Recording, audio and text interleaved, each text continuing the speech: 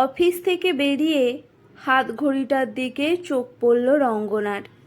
উফ, আজকেও 7:30 বেজে গেল।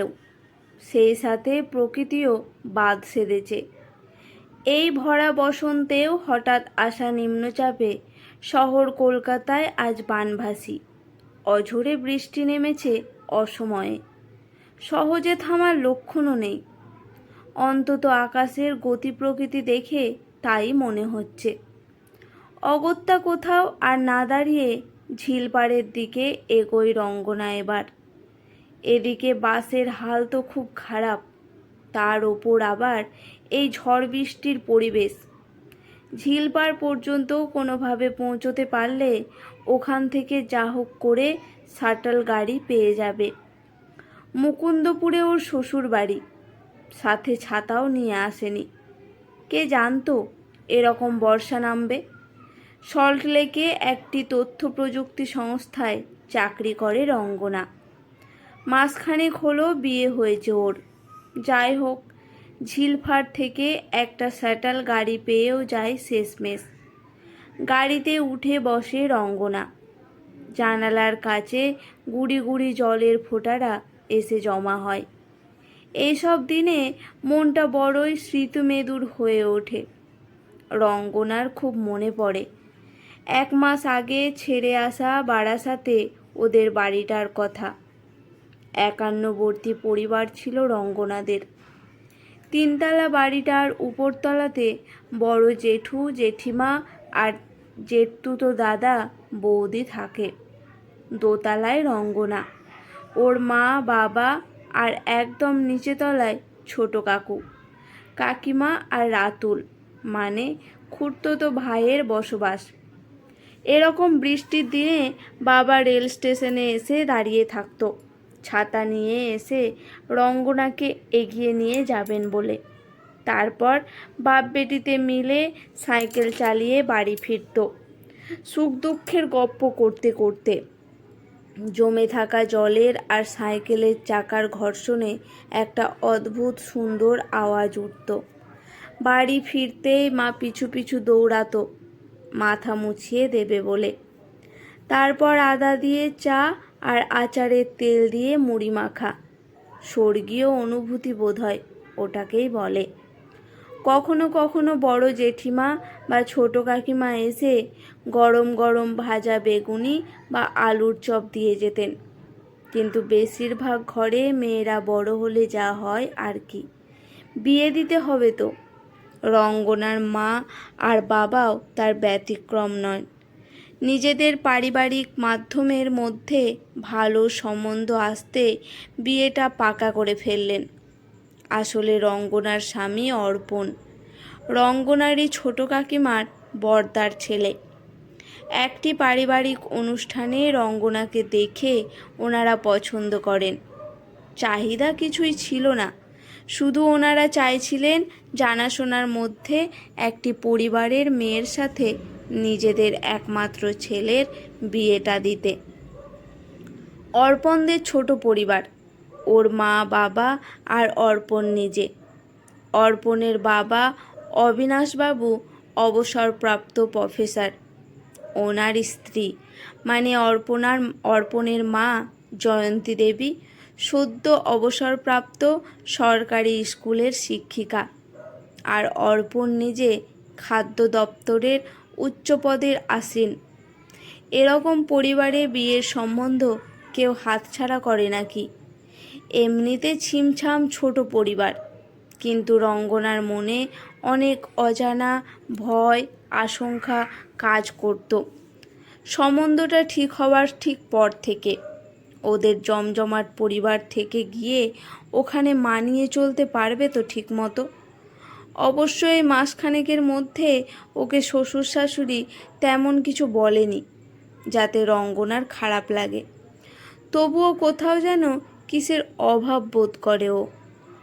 মনে মনে রঙ্গনা ভাবে, এটা কি শুধুই ওর মনের ভুল, নাকি বিয়ের পর সব মেয়েদের এমন হয়?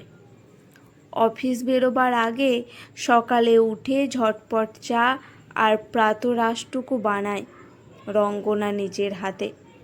নিজের বাড়ির মতো পায়ের ওপর পা তুলে বসে মাকে অর্ডার করে খাবার খাওয়ার দিন শেষ। ও যে এখন বিবাহিত। হঠাৎ মুঠোফোনটা বেজে ওঠে। আমার প্রথম দেখা বৃষ্টির জলে ভাসিয়েছি ভেলা খেলার ছলে। অর্পণ ফোন করেছে অফিস থেকে। কি গো রুনা? রঙ্গনাকে এই নামে ডাকে অর্পণ। বাড়ি পৌঁছালে? রঙ্গনা বলে, এই সবে মাত্র সায়েন্স সিটি ক্রসিং পেরোলাম। আশা করছি আর মিনিট 25-এর মধ্যে পৌঁছে যাব। তুমি কোথায় আছো? অর্পণ বলে, যা বৃষ্টি, আমার বাড়ি পৌঁছাতে একটু দেরি হবে। চিন্তা করো না তুমি, সাবধানে যাও। মুকুন্দপুর স্টপেজে নেমে ভাড়া মিটিয়ে রাস্তা পার হয়ে ফ্ল্যাটের দিকে পা বাড়ায় রঙ্গনা। হঠাৎ কেউ রাশভারী কণ্ঠে পেছন থেকে কেউ বলে ওঠেন, রঙ্গনা, এদিকে এসো, আমার ছাতার নিচে। এই বাবাকে একলা ফেলে রেখে চলে যাচ্ছ যে বড়। ও পিছন ফিরে ও তাকিয়ে দেখে শ্বশুর মশাই অবিনাশবাবু দাঁড়িয়ে আছেন ছাতা নিয়ে। রঙ্গনা বলে, বাবা আপনি এই বৃষ্টির মধ্যে কেন বেরোলেন? আমি দিব্যি বাড়ি পৌঁছে যেতে পারতাম। কেন? কোনো অসুবিধে হতো না আমার। মৃদু হেসে অবিনাশবাবু উত্তর দেন, কেন মা রঙ্গনা, তোমার বাবা বুঝি তোমাকে নিতে আসতো না স্টেশনে? আর আমি বুঝি পর? ওনার কথার কোনো উত্তর খুঁজে পায় না রঙ্গনা।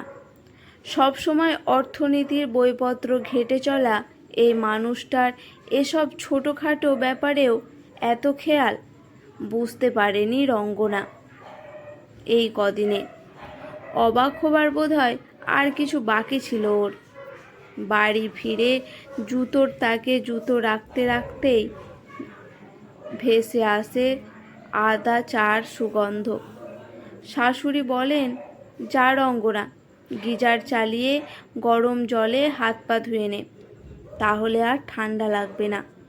আর আদা চা রেডি আছে, সাথে পাঁপড় ভাজা। খেয়ে নে তাড়াতাড়ি, তাহলে আর গলা ব্যথা হবারও ভয় থাকবে না। আলতো হেসে রঙ্গনা এবার জিজ্ঞাসা করে, কিন্তু মা, তুমি কি করে জানলে আমি বর্ষার দিনে ভিজে বাড়ি ফিরলে আদা চা খেতে খুব ভালোবাসি? কেউ কি তোমায় বলেছে এসব কথা?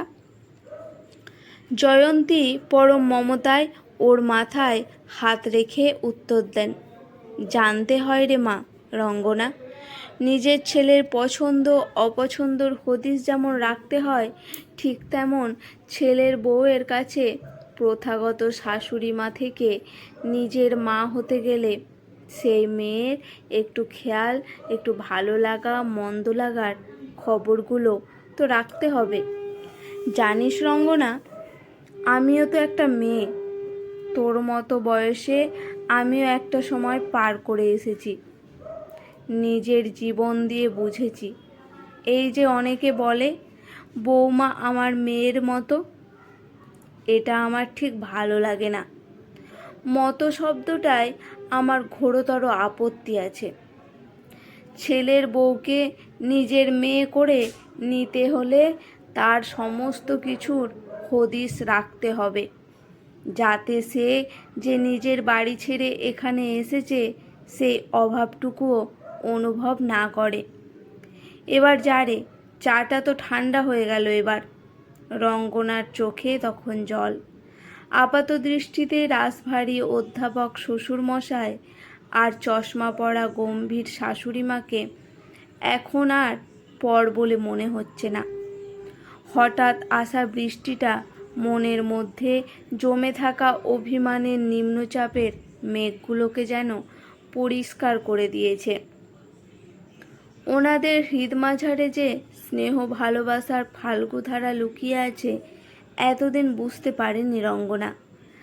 আজ থেকে বৌমা নয়, ওনাদের মেয়ের পরিচয়ে বাঁচবে রঙ্গনা নতুন করে।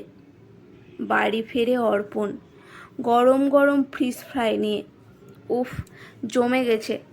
বর্ষা ঠিক বিয়ের আগে বিয়ের পরের বাড়ির মতন। অর্পণ বলে, মা, আজ রাতের মেনু কিন্তু ঘি দিয়ে মুগ ডালের খিচুড়ি, সাথে বেগুনি আর ফিশ ফ্রাই। রঙ্গনা জয়ন্তী দেবীকে বলে, চলো আমরা মা মেয়েতে মিলে রান্নাঘরের দিকে পা বাড়াই, নইলে তোমার পেটুক ছেলের আবদার মেটাবে কে? হেসে ওঠে সকলে মিলে। রাতে খাবার টেবিলে ধরা পড়ে ওদের সুখী গৃহকোণের মিষ্টি জলছবিটা। আজকের এই নিবেদন কেমন লাগলো অবশ্যই জানাবেন। যদি ভালো লেগে থাকে চ্যানেলটিকে সাবস্ক্রাইব করে একটি লাইক করে আমার পাশে থাকবেন। আজকের মতো এখানেই সমাপ্ত। ভালো থাকবেন।